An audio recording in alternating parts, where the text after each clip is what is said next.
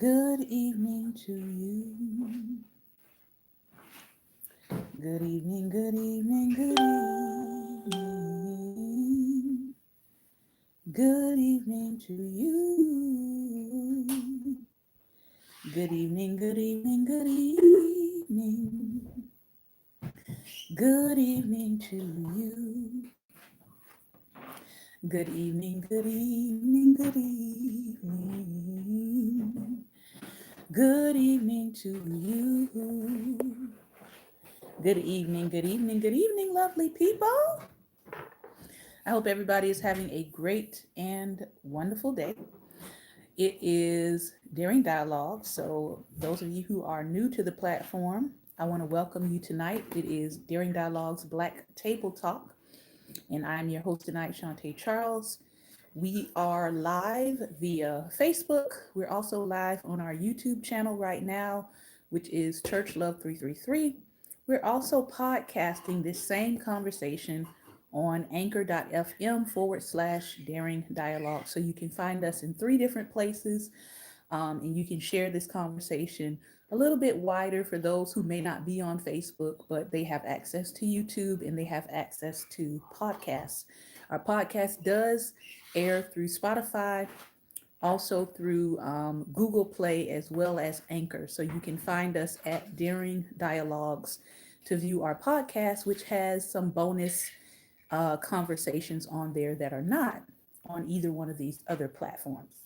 So tonight we're going to hop right in because I want to make sure I leave some time for those of you who might want to come on and join this conversation. We are reading from Diane M. Stewart's book, Black Women, Black Love, America's War on African American Marriage. I had the pleasure of meeting with a client on yesterday, and this book actually came in very handy because some of the very topics that are of concern to them, she has already tackled and covered, and really kind of laid out the historical side of it. So this is a really good resource tool for those of you who are looking for historical impacts on Black American women. This is a very good resource to consider purchasing for your own library. Again, the book is Black Women, Black Love, America's War on African American Marriage. And we are in the chapter entitled Jumping the Broom. So I'm going to read for about 10 minutes, and then I'm going to open it up for those of you all who want to join me for some conversation on what we've been reading. She is right now detailing the stories of formerly enslaved women and them giving their own testimony about the struggle they went through to keep Black love, maintain Black love, defend it, defend themselves, stand up for themselves in a time when, most of the narrative is around Black people just took anything. But if you start doing a little bit more digging, you know that that's actually not true. There were several forms of resistance that took place, that many of us would probably cringe at today. But you have to understand, they were enslaved and they were trying to get free by any means necessary.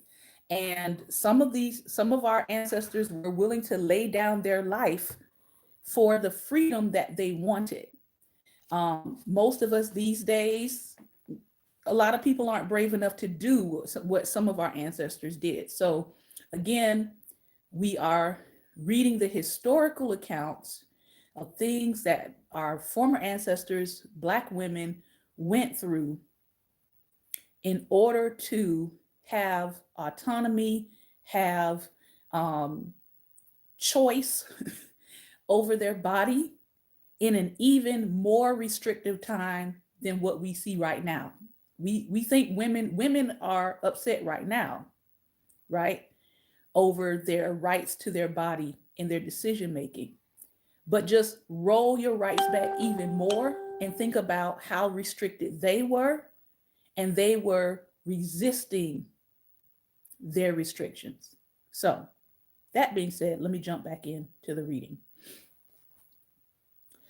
To spouses who toiled for different masters, in other words, those who had decided that they were going to get married while they were in bondage, to spouses who toil for different masters, the stress of managing marriage while separated could be overwhelming.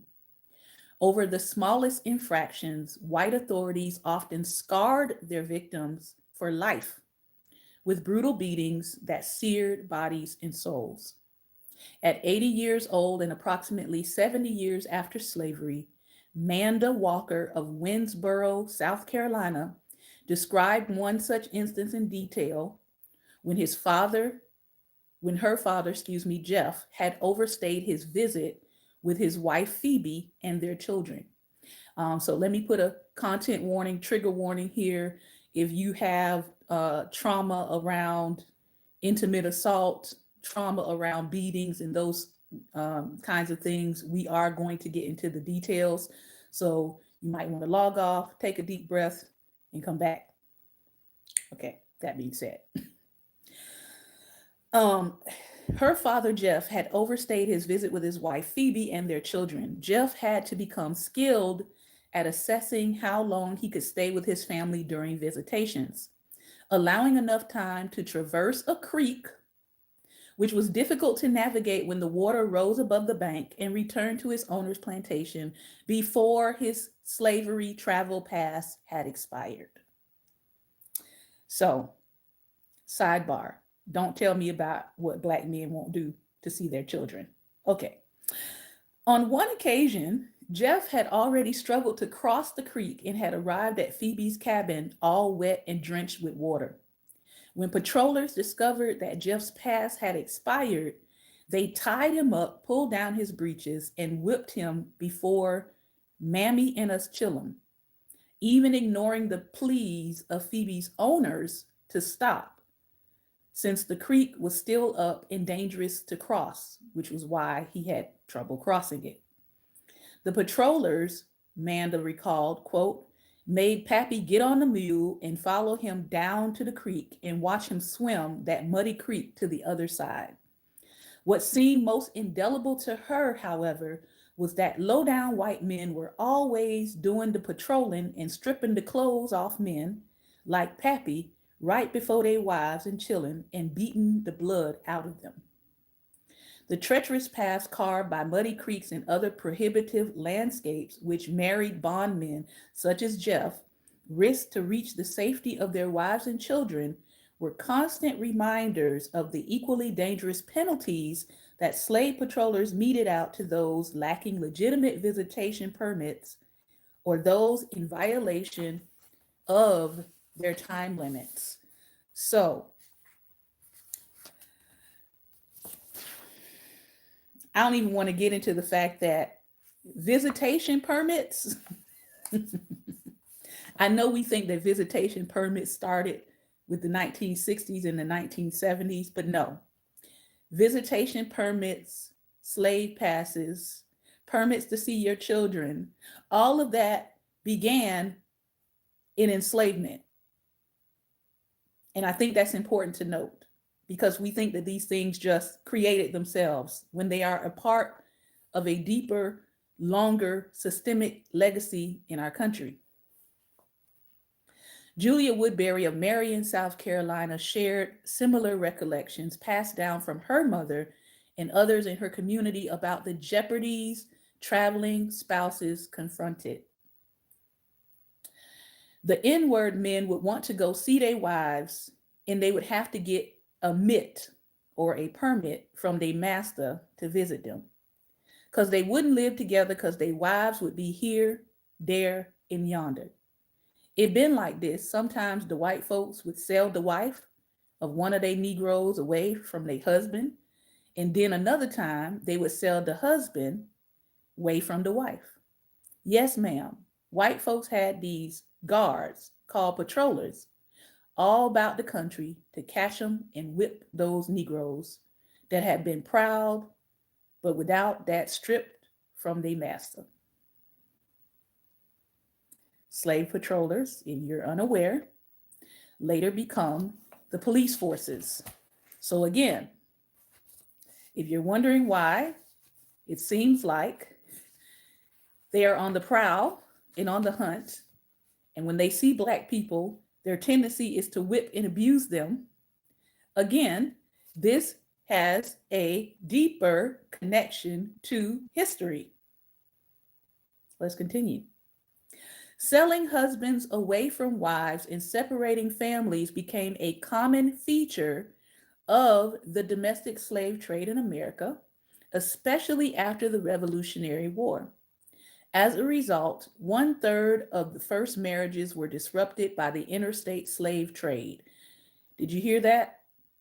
1/3 of marriages during this time were disrupted by the interstate slave trade, and many more were broken apart by temporary loans and long-term hiring out. Julia Brown's uncle, for example, was married, but he was owned by one master and his wife was owned by another. With spousal visitation privileges limited to 2 weekdays, the onlyest time he could get off, the unfortunate week finally arrived when he made his typical Wednesday visit. And when he went back on Saturday, his wife had been bought by the speculator and he never did know where she was again. Just let that sink in. Intensifying the grief, couples were given little to no warning that their unions were about to be ruptured. As a son privy to one such instance, an elder, William Moore, testified decades after his father was sent away during slavery. My pa is the first picture I got in my mind.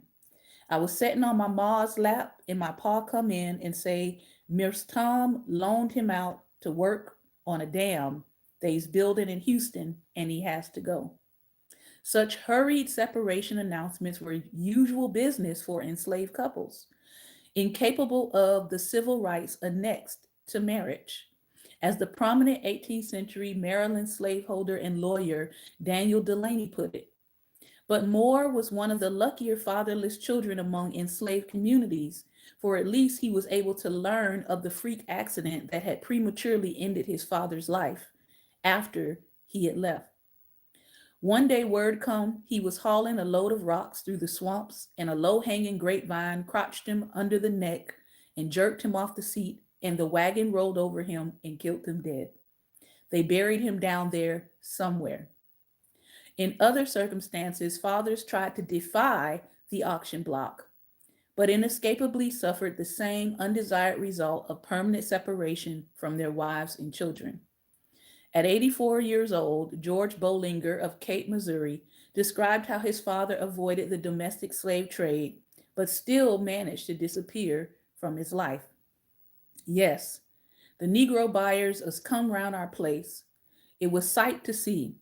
There'd be maybe 5 or 6 men a riding fine horses on a driving, a whole flock of slaves along the road, just like stock, all chained together. One time there was Pete Smith, Old Tom Johnson, and Fred and Sam Dawry, all Negro buyers.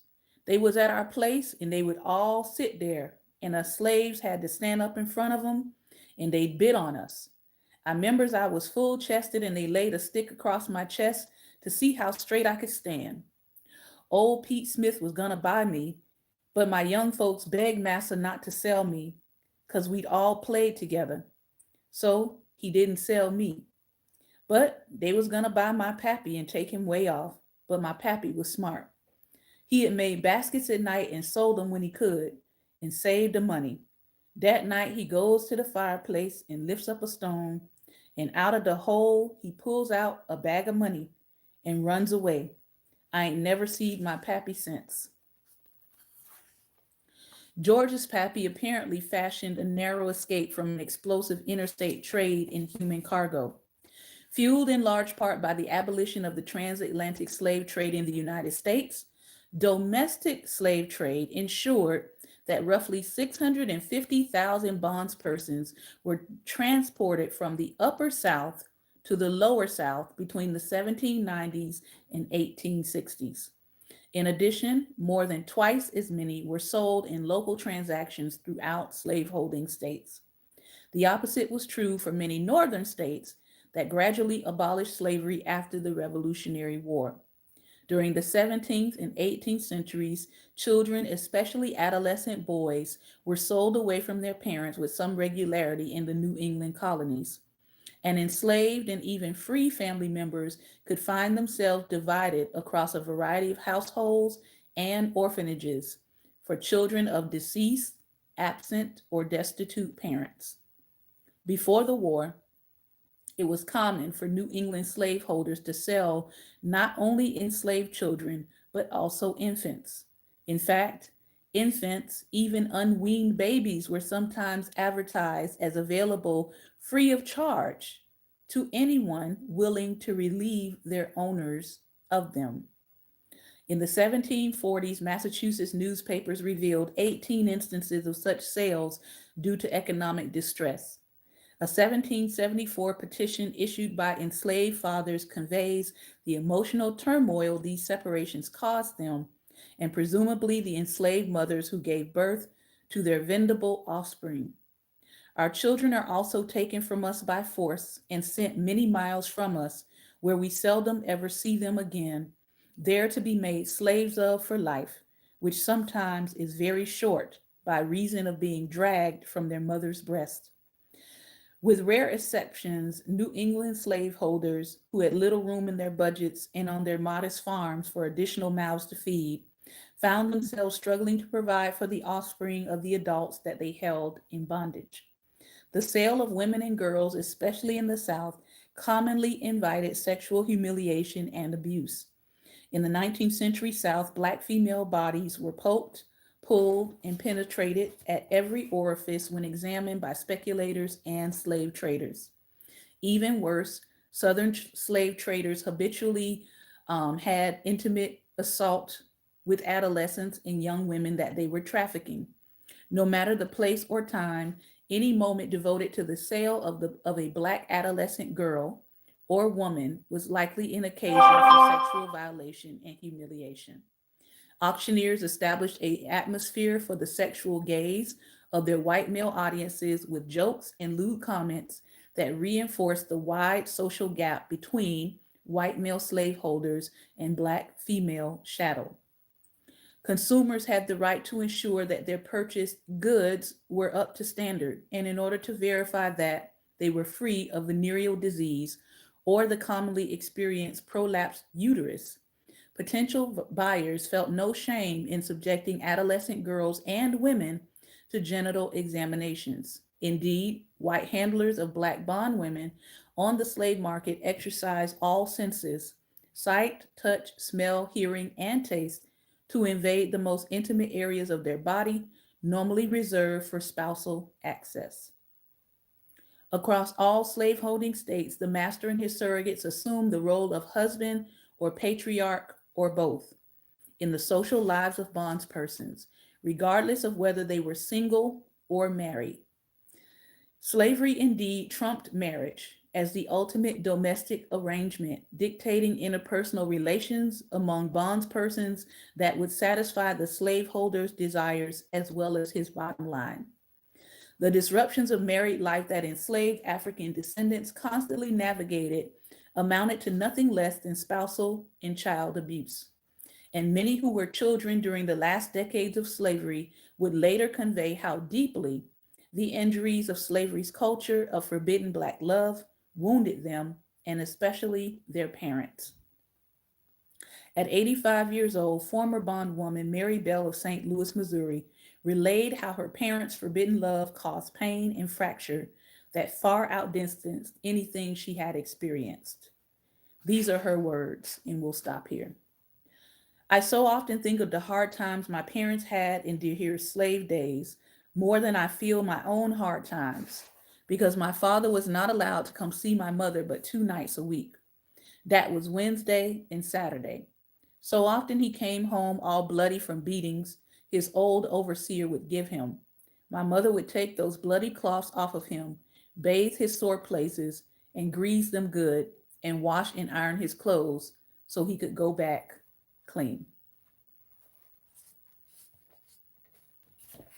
Now, let's take a moment of silent meditation and think about what we just read.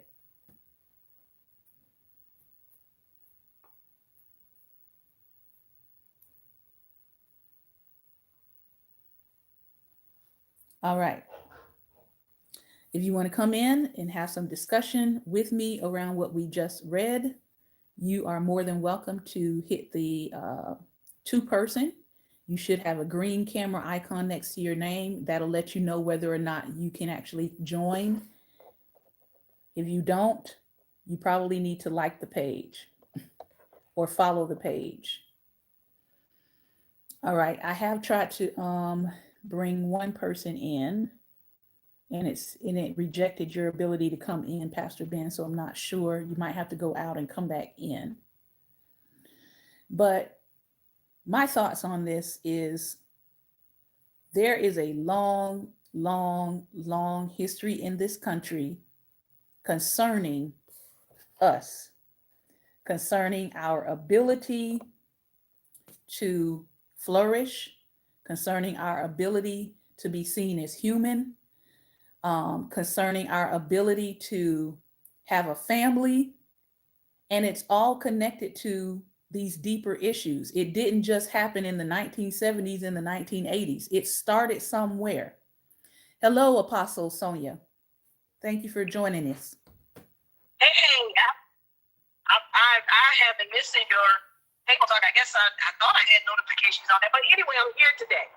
You know, hearing these stories and seeing today's situation only makes me want to make our community more knowledgeable. Yes. That stuff right there, we still see a lot of that same mentality or functions or actions done today. Yep. That was done back during slavery.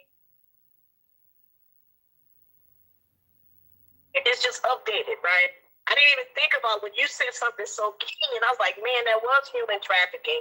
How they trafficked people who were enslaved, especially young women, for sexual favors or whatever they felt like doing. And it just really, I'm trying to be cool because it really bothers me that other people that don't look like us without melanin and some with melanin cannot see or believe that this type of treatment was done to enslaved people. Yeah. So I'm just like when you were reading, I'm like, I shouldn't be listening today because it's stirring me up because it's just so unjust, and it's just unjust how they don't see Black people as human, and they felt that they could do anything they want without any repercussions again, what you see today. So I'm praying that that it will not just be 5 or 10 people that will cry out, but more people will gain this knowledge and understanding and begin to make a difference. If it's nothing but teaching your family and shifting the thought processes, if you can shift one process of a generation within your family, it'll shape how the whole family will grow and mature. Yeah. So I just want to say thank you for this opportunity, sis. I really appreciate it. Thank you. And I also want to say thank you for the work that you are doing. For those of you who are watching, I invite you to also follow Sonia's channel, which is Just Thinking Out Loud, JTOL. She's also here on Facebook doing a great work. And the thing that I'm coming to understand, Sonia, is that we've got to connect the dots. A lot of what we're seeing is you have one area of society that's trying to get Black men to say that Black women are no good and we should give up on them. And on the other end, you have another leg of society trying to get Black women to give up on Black men, saying Black men are no good and we should get rid of them. When you are both victims of the same systemic evil. Yes. And if we can just get that one point, you're both victims of the same systemic evil. It doesn't mean that you're living out of a place of victimhood, but you have to understand and connect the dots that historically you have all always been targeted for separation from each other. Point blank, Yes. period. Yes. Because that separation Absolutely. from each other fed a capitalistic machine. Yes. So it was more beneficial financially to keep you breeding, but also keep you apart. I'm going to say that again because Yes. somebody in the back needs to hear that. It has Glad you're back always there. been, it has always been more financially beneficial in this country to keep you breeding while keeping you separate. Yep. And that's Period. exactly, don't we see that today? Yeah. We see that today. Men going impregnate women, not fathers to their children. Yep. And so, yeah, that's a good topic to talk about. That's probably something I'm going to tap on, get my show in order so we can talk about these conversations because I think it's very vital and very important. I know, just to shift a little bit, I've been doing a lot and I've been really hitting out here a lot in Africa, South Africa, Nigeria, and the UK. And there has been a lot of noise watching this. So I think it's very important that they understand the plight of what we went through and what goes on in this country. Yeah. So I just think we got to start somewhere. And if we don't start somewhere, we'll just continue the process and it keeps it over and over and over. I think one of the things Trump said, if we can I love the unintelligent, and uneducated. I think that's what he said. He said one of them. Yeah. And but we got to do better. We got to do better. I think, and not to see Black love like we see it to where I was that guy down in Texas, that principal down in Texas. Remember, he lost his job. Yeah. Because he decided to shoot a picture with a white woman. Then you want to come and tell me that you love Black people when you don't love me. Yeah. That's how I see it with you. And I'm not going to change that stance because you love your Black mama, but you don't love a Black woman. So, yeah, I'm not listening. Anyway, that's another subject. Okay. No, these are, and again, these things are all connected together. A young lady who does a very popular show came to this conclusion recently, and I had actually been praying for her. I won't mention her show on here because I don't know her like that, but I had actually been praying for her to see the light of what she was involving herself in. And she came to a realization that this idea or this notion of toxic masculinity, right? That the answer to the ills that we may see amongst Black men in our community is not to then go be the opposite end of that spectrum as a woman. Yeah. So the answer to if you think masculinity in our community is toxic, then the answer to toxic masculinity is not toxic femininity. It's not. I'm gonna say that again because I think somebody else need to hear that. The answer to what you think is toxic in our community with men is to not then go be toxic as a woman towards men. That's not helping anybody. That's not helping anybody. That means both sides are stewing in our bitterness about what has happened in our community. So that still puts us no further towards a solution. If you hate me and I hate you, okay, the system is working as intended. Right. Two negatives on the track, right? So, and two positives. So we've got to get to a place where we actually attack what needs to be attacked. We don't need to be attacking each other. We need to be attacking the issues that is causing our communities and our families to deteriorate and to be destroyed. We need to be attacking what I call reniggerization. That's what we need to be attacking. Yes. We need to be attacking all the things that want to reniggerize us as a people, whether we're male or female or however you identify. There is an agenda to bring you back into a place of ignorance that brings you into a place of bondage. Come on. And so, come on, I'm with you. I'm sorry, I'm bagging up. no Go ahead, I'm problem. listening. The systems really don't really care about your labels. The point is, whether you are, as I've said before, whether you are gay and black, whether you are cis hetero and black, whether you are a black male, whether you are a black female, the common denominator there is black. Period. And once you Period. understand that, we will come to some solutions, because everybody in that category is facing some sort of systemic attack. All of us are. So I don't have time to fight you. The only time I have right now is to connect the dots and get to some solutions. Connect the dots, get to some solutions. Connect the dots, Yes. get to some solutions. Because if we Yes. don't do that, then what are we doing? Nothing. Making a whole lot of noise and doing nothing. Yeah.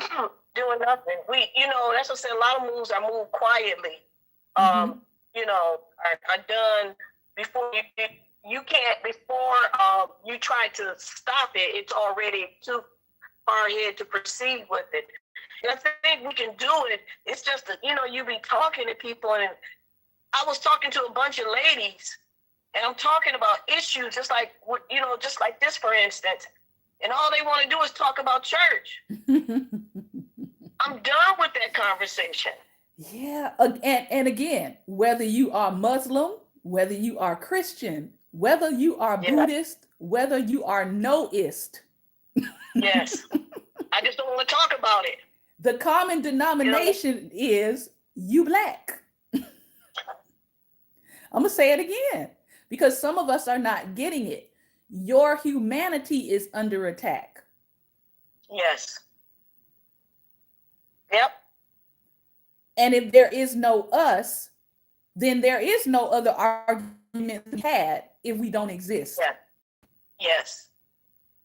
So let's deal with the foundation, which is our existence and our humanity. Yes. And the fact that it doesn't matter what your other labels are, they don't see you as human, and they don't see you as equal to them, no matter what other labels you put on top of that. Yes. Which is why there's a revelation, #LeaveLoud, happening with Black Christians, because they have come to realize that you first got to see me before you even deal with my belief. Mm-hmm. You're telling me let's all come together in unity, but you don't even think that I am a whole human being. How is that going to work? Yep. How is that going to work? So yes, there is a crisis of faith, but I do agree that the conversation definitely has to move beyond churchianity, right? It's got to move beyond whatever. It's got to move beyond those rituals. Sonia, I want to thank you for tuning in. I want to thank you for having this conversation with me. Please share this broadcast out. I know that there is some content in here that is a little, for the adult side, but just put a little caption as you share it out, content warning, trigger warning, sexual intimate assault details or something of that nature, and share it out, because we need to continue to have this conversation. I'm going to share it. I'm not going to put anything on it. Oh, Lord. They just need to hear it. I mean, they listen to everything else. This is true. But I'm just saying for Facebook's sake, so they don't snatch my video down, you can put content warning on there. I'll do that then, just because it's you. I appreciate you so much. Thank you. Thank you. Thank you. Thank you. Love you, sis. Take care. Bye-bye. Bye-bye. All right, we've got time for one more conversation. And it is adding. Y'all done talked about everything. Good evening. Lord have mercy. Good evening. Help us. It's it's just so much when you read that and you sit and you think about what our ancestors have gone through. And I'm going to piggyback off of Apostle Sonia. And when you talk to people, they want you to see where we are now. But where are we now? Right. It's still, if you look, it's still the same. If you wanted to, we talked about that was sex trafficking, moving young girls around. And then we could talk about right now. And they're still fighting for all the Black women that's missing in this country. And nobody is getting, we're not hearing nothing about, we don't see pictures and we don't constantly see any circulation. So where are we now? Women are still being missing. Where are they? And not just the women, though, but just in general, the number of Black people missing in this country is disturbing. And the gentleman who was recently found, Jelani, I can't remember his last name. Jelani Day. Thank you. Jelani Day, medical student, not in any trouble with the law, minding his own business. Clearly foul play happened, but the way that they found his body in Emmett Till style fashion, I won't mention all the things that were wrong, were missing from his body. I read it. Yeah, I read it. But organ trafficking, that didn't just start in this age. That's been going on. Organ trafficking, human trafficking, objectifying our bodies for the sake of gain and capital and cash. We talked about it here before. We were the cash, the capital, and the credit for this country. So don't come to me talking to me about whether I got good credit or bad credit. This nation would have no credit. If it wasn't for Black bodies. How about we do that for credit forgiveness? You wouldn't even have a system of credit or stocks without our ancestors. What do you mean we owe you? But that's a whole other conversation. Thank you so much. Final thoughts, Lady Barbara. I just thank you. I really appreciate you and the material and the readings that you expose. After a while, I ain't gonna have no place to put no books because it's just we need to know. So thank you. I appreciate that. You're welcome. We need a deep awakening. Yes. And that division that they keep. That's why we need to know our history. Reason for that is division. They've always separated the male. They separated families, soul and all. So they still, only they doing it at another level. Only thing they saying now is, oh, you more educated. You should get you one of them girls over there. Mayonnaise. You need to go that way. So thank you, Pastor. I mean, it literally is the same tactics, different methods for a new generation. It is. And if we can just get that into our minds. I think it was, I can't remember the guy's name. I think it was Santana who said, those who do not know their history are destined to repeat it. Yeah, exactly. If you don't know how your forefathers, how your ancestors have been shysted and divided from one another, you will find yourself falling for the same okie doke. That's so true. That is so true. So my hope is that, again, we will study our own history to show ourselves approved in our own history, rightly dividing our own history so we can know the truth and so we can stand against these tactics. And stay free. Yes, and most importantly, stay free. This has been another episode of Daring Dialogues, and I've been your host tonight, Shantae Charles. I hope that you will join us again next Tuesday at 6 p.m. Eastern Standard Time as we walk through this book. Again, the book is Black Women, Black Love, America's War on African American Marriage by Diane M. Stewart. Remember, light is the most daring opposition to darkness. So continue to go out and be what, Lady Barbara? Light. Be light. Thank you all so much for your time and attention. As always, take care and God bless.